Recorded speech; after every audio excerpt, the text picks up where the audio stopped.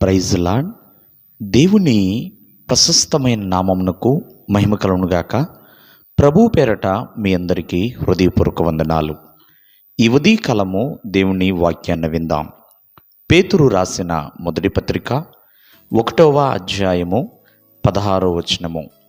మిమ్మను పిలిచిన వాడు పరిశుద్ధుడై ఉన్న ప్రకారము మీరును సమస్త ప్రవర్తన యందు పరిశుద్ధులై ఉండుడి. ప్రియమైన వాళ్ళరా, ఇక్కడ భక్తుడైన పేతురు సెలవిస్తున్న విధానం ఏమని ఆయన కోరుకుంటున్నాడు చూడండి. దేవాది దేవుడు పరిశుద్ధుడై ఉన్నాడు కాబట్టి మీరు కూడా పరిశుద్ధంగా ఉండండి. ఒకప్పుడు పూర్వపు అంటే ప్రభువుని ఎరగక మునుపు అజ్ఞాన దశలో, అంటే దేవుని ప్రేమ, దేవుని వాక్యము, దేవుని రక్షణ తెలియని దశలో మీరు ఉన్నారు ఒకప్పుడు.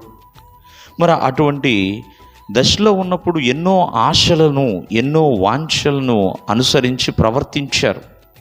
కానీ ఇప్పుడు మీరు అలా ప్రవర్తించబాకండి.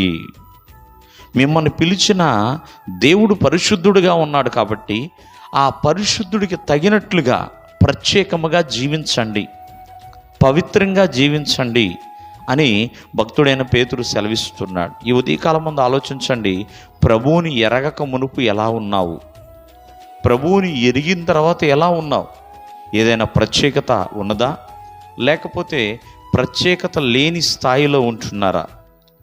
ప్రియమైన వాళ్ళారా, ప్రభువు నమ్మిన వారంటే ఎంతో ప్రత్యేకమైన వారండి. అందుకనే ఎటువంటి ఈ లోక మర్యాదను అనుసరింపక అని భక్తుడు సెలవిస్తున్నాడు పౌలు గారు. ఈ లోక మర్యాదను అనుసరిస్తారేమో, అనుసరించొద్దు.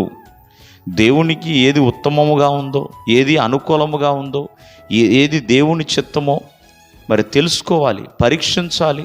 అలా తెలుసుకుని ప్రభువునందు జీవించాలి అని అంటున్నాడు. కాబట్టి ప్రభువుని ఎరిగిన తర్వాత ప్రభువు బిడ్డల పట్ల మరి ఎలా జీవిస్తున్నాము, మరి మీ ప్రవర్తన ఎలా ఉంటుంది అనేది ఒకసారి పరీక్షించుకోవాలండి. మనము దేవునికి ఎంతో ఎంతో స్పెషల్ అండి, ఎంతో ప్రత్యేకము. ఎందుకని మనల్ని ఆయన తన స్వరక్తం ఇచ్చి కొన్నాడు, తన స్వరక్తం ఇచ్చాడు. మన రక్షణ కొరకు, మన విమోచన కొరకు తానే స్వయముగా దిగి వచ్చాడండి. పరలోకము నుండి భూమికి తానే దిగి వచ్చాడు. తన విలువైన శరీరాన్ని, విలువైన ప్రాణాన్ని అర్పించాడు. కావున ఎప్పుడు కూడా దేవునిలో మనము ప్రత్యేకమైన వారమే.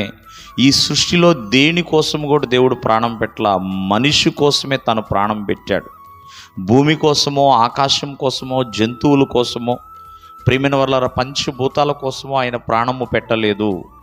మానవుడి కోసమే ఆయన ప్రాణం పెట్టాడు.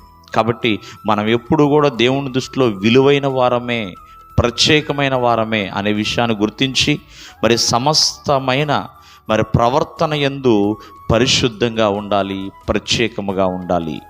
దేవుడు మిమ్మను ఆశీర్వదించునుగాక. ఆమేన్.